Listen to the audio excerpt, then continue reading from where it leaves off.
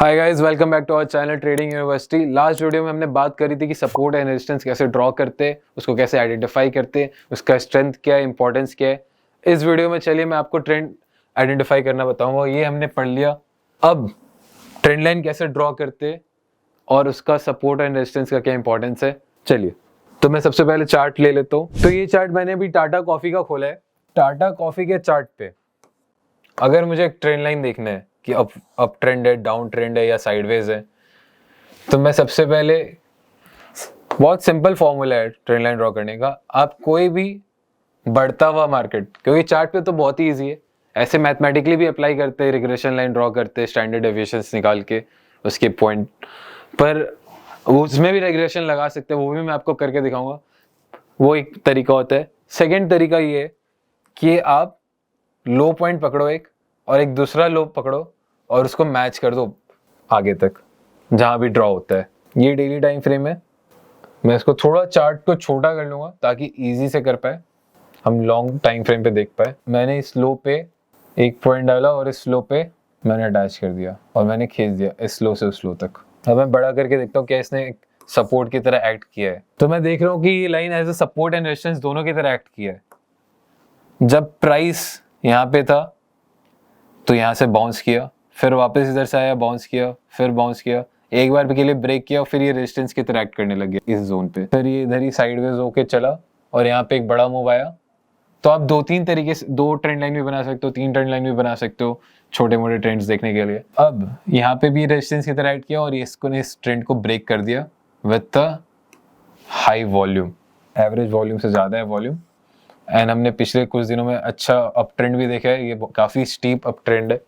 तो हो सकता है कि प्राइस और मूवमेंट मिले ऊपर की तरफ, क्योंकि एक मेजर ट्रेंड था ये ट्रेंड लाइन। तो आपने देखा कि मैंने एक ट्रेंड लाइन कैसे ड्रॉ किया एंड वो सेम ट्रेंड लाइन कैसे सपोर्ट एंड रेजिस्टेंस की तरह एक्ट किया है। अब मैं आपको बताता हूँ इसमें रिग्रेशन भी लगाते हैं। चलिए मैं रिग्रेशन के लिए इंडिकेटर यूज कर लेता हूँ, linear regression channel. Linear regression channel में ये जो आपके बाहर के पॉइंट से ये स्टैंडर्ड डेविएशंस है।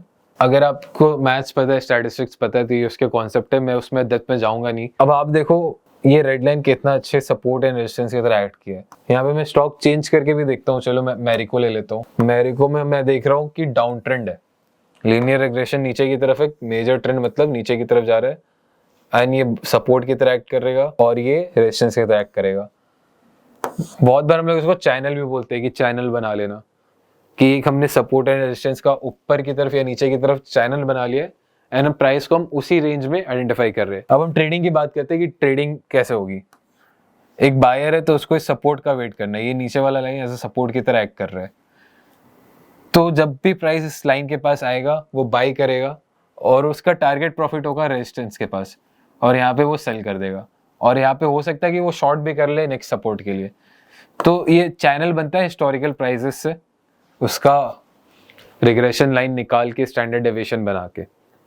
सो स्टॉक चेंज करके देखते हैं, इसमें ज्यादा कुछ देखने मिला नहीं अभी।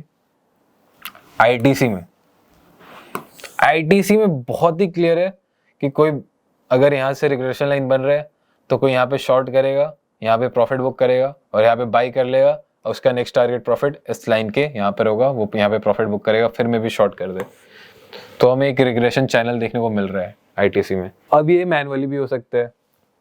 अगर मैं इसको हटा दूं, अब मुझे खुद ट्रेंड लाइन ड्रॉ करना है इसमें। मैंने ये चार्ट लिया यहाँ से, पर ये स्टीप में हमें ट्रेंड पता नहीं चलता है। देखो हम लोग जब ट्रेंड बनाते हैं ना, उसका एंगल भी देखते हैं। जब बहुत ही ज्यादा स्टीप है ट्रेंड, मतलब 45 डिग्री से भी कम है, तो मानते हैं कि वो बहुत वीक ट्रेंड है। जितना ही जल्दी वो ऊपर उठा है या नीचे गिरा है, उतना ही जल्दी वो रिवर्स मार सकते हैं, जितना ज्यादा स्टीप हो। ये एक कॉन्सेप्ट है। तो ये स्टीप तो है, तो आप देखो उतना ही जल्दी ऊपर भी आया है। थोड़ा इस पे बनाना थोड़ा मुश्किल होगा, मैनुअली क्लैरिटी नहीं मिलेगी, पर मैं बना देता हूँ।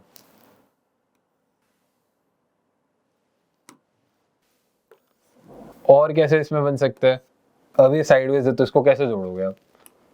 इसमें आपको रेंज ही बनाना पड़ेगा। ये कंसोलिडेशन चल रहा है तो इसमें आपने हॉरिजॉन्टल लाइन बनाया, एक यहाँ पे, एक यहाँ पे।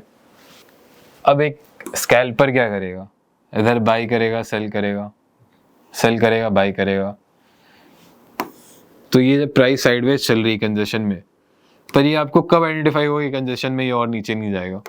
इसलिए कंजेशन ट्रेडिंग काफ़ी मुश्किल है, ये बहुत प्रोफेशनली आता है लोगों को, और लोग जनरली वेट करते हैं कि ये रेंज कब ब्रेक होगा और मैं ट्रेड लूँ। अब मैं आपको ट्रेंड लाइंस का कुछ नेचर बताता हूँ। ये तो मैंने डेली टाइम फ्रेम पे किया, अब इसको मैं अगर 15 मिनट पे भी लेके जाऊँ तो आप देखो ट्रेंड लाइन बना हुआ है, और 15 मिनट टाइम फ्रेम पे भी बहुत जगह as a support and resistance act कर रहा होगा। देखो यहाँ पे बहुत बार प्राइस सपोर्ट एंड रेजिस्टेंस की तरह एक्ट किया है, जो कि मैंने डेली टाइम फ्रेम पे बनाया था। तो इस प्रॉपर्टी को हम लोग बोलते हैं trend lines are fractal in nature. फिर हम लोग कहते हैं कि trend lines never reverse back. अगर इसको वीकली टाइम फ्रेम पे ले जाऊं तो भी आपको ट्रेंड लाइन दिख रहा है। तो अब एज ए ट्रेडर आपका काम क्या होता है? मोस्टली टेक्निकल एनालिसिस में ज्यादातर इन्वेस्टमेंट इसी में हुआ है कि ट्रेंड आइडेंटिफाई करने में। ट्रेंड आपको आइडेंटिफाई करना है कि कब ट्रेंड बिगिन होने वाला है। ये डेली टाइम फ्रेम पे जनरली आपको आइडेंटिफाई करना है कि कब ट्रेंड ऊपर की तरफ जाएगा, और फिर आपको प्रॉफिट के लिए इस पर राइट करना है, और फिर आपको आइडेंटिफाई करना है कि कब ट्रेंड रिवर्स होगा, और फिर वहां पे आपको प्रॉफिट बुकिंग करनी है।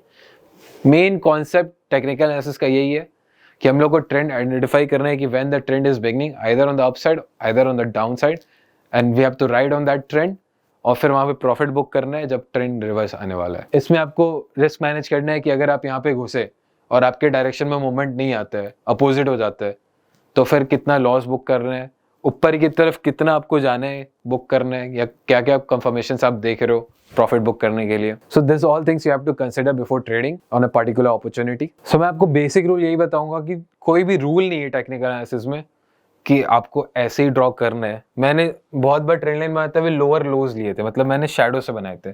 काफी लोग क्लोजिंग प्राइस से भी ऊपर लेते हैं, ड्रॉ करते हैं। अब क्लोजिंग प्राइस से लेने का रीजन, इसके पीछे का रीजन है कि जब इन्वेस्टर इन्वेस्ट करता है मनी, वो ट्रेड नहीं कर रहा है, पर एज ए इन्वेस्टर उसको अपनी एंट्री और एग्जिट पॉइंट देखना है, तो वो क्लोजिंग प्राइस पड़ता है पेपर पे या बुक्स पे, जो भी उसका सोर्स ऑफ इन्फॉर्मेशन है, जनरली क्लोजिंग प्राइस ही पब्लिश होता है। तो वो क्लोजिंग प्राइस उसके दिमाग में रहता है, और वहां पे भी बहुत मोमेंटम देखने को मिलता है कोई भी क्लोजिंग प्राइस पे, तो वो भी सपोर्ट और रेजिस्टेंस की तरह एक्ट करते हैं। So guys, if you are liking the series, please like this video and subscribe to our channel, and if you don't have any trading account और demat account to trade, follow that link in description to make a free demat account from our channel. Thank you so much.